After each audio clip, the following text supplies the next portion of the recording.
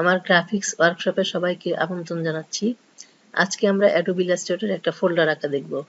সেজন্য আমি এখানে একটা কালার গ্রেডিয়েন্ট কালার নিয়েছি হালকা এবং গাঢ় নীল দিয়ে। আপনারা যে কোনো কালার নিতে পারেন আপনাদের পছন্দ মতো। তো আমি এরপরে আইড্রপারের সাহায্যে কালারটা নিয়ে নিলাম ফিল কালার হিসাবে, স্ট্রোক কালার নাই। এবার একটা রেক্টেঙ্গেল আঁকবো। রেক্টেঙ্গেলটার একটা কপি করব। শুধু অল্টার ধরে মাউস ড্র্যাগ করে একটু ডান দিকে নিয়ে নিলাম এবং একটু নিচে।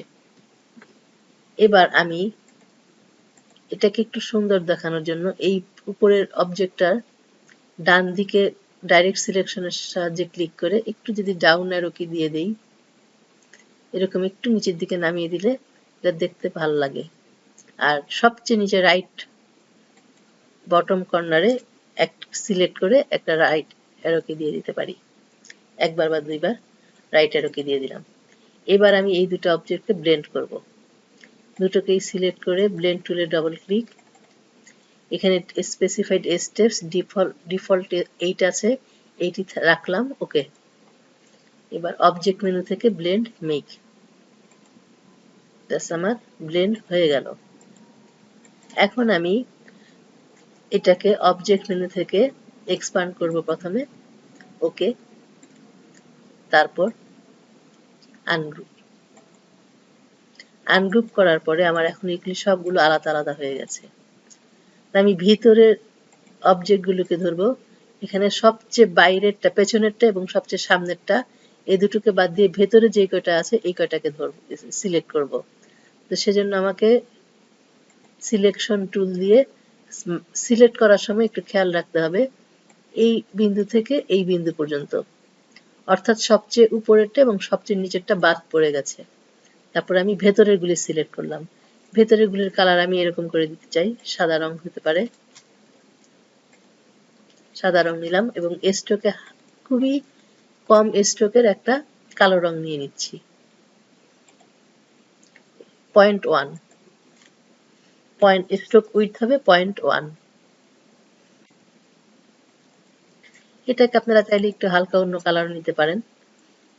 তারপরে পেছনে যে অবজেক্টটা আছে সবচেয়ে পেছনের, এটাকে আমি একটু বড় করে দিব, সামান্য একটু বড়। বড়টা হবে উপরের দিকে এবং ডান দিকে সামান্য। এবার এটাকে আমি কালার চেঞ্জ করে দিব। কালার আমি নিব হচ্ছে 001010, অর্থাৎ সায়ান 0, মেজেন্টা 0, ইয়েলো 10, ব্ল্যাক 10।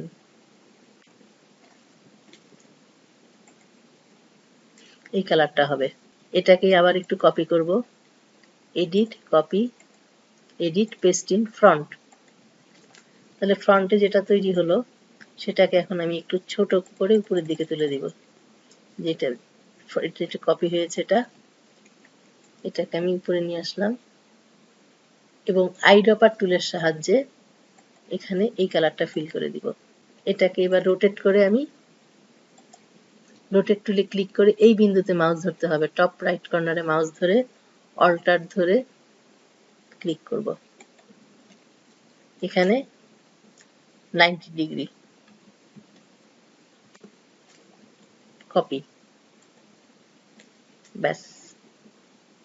এখন এখানে যে তিনটা অবজেক্ট আছে এই তিনটা অবজেক্টকে সিলেক্ট করে একটা গ্রুপ করে ফেলবো। এখন একটা কাজ আছে, সেই কাজটা হচ্ছে আমি একটা রেক্টেঙ্গেল আঁকবো।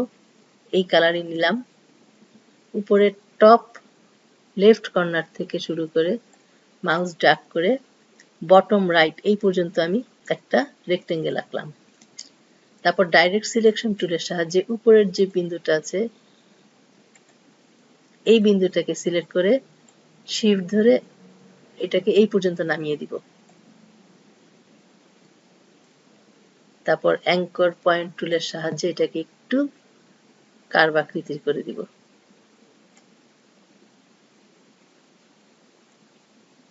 এরকম নিচেও সেম একই কাজ করব। এটাকে আমরা ডাইরেক্ট সিলেকশন টুলের সাহায্যে এই বিন্দুটাকে সিলেক্ট করে উপরের দিকে তুলে দিব।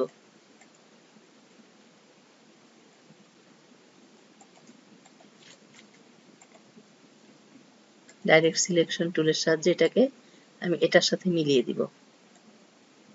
তারপর অ্যাঙ্কর পয়েন্ট টুলের সাহায্যে এই অংশটাকে একটু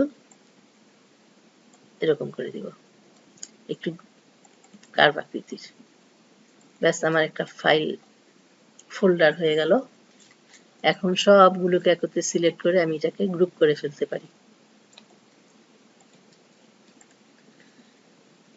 এখন যদি এটাকে আমি সিলেক্ট করে রোটেট করে দেই বা রিফ্লেক্ট করে দেই, কপি করে দিলাম,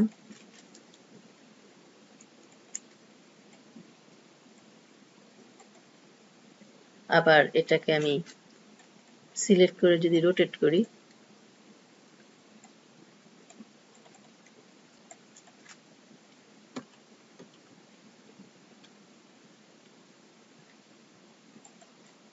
এভাবে আমি অ্যাঙ্গেলও চেঞ্জ করতে পারি।